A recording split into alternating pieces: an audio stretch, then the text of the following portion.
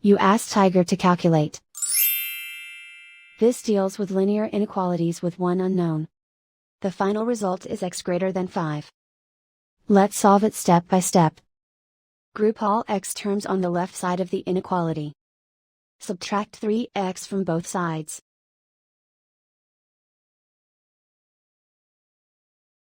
Group like terms.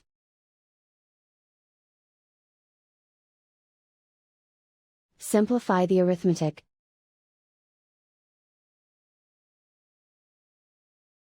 Group like terms.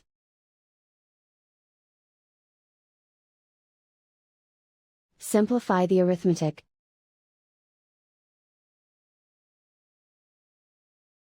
Group all constants on the right side of the inequality. Add 3 to both sides.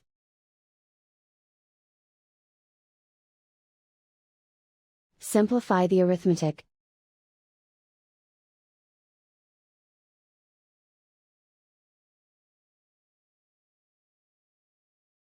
Plot the solution on a coordinate grid.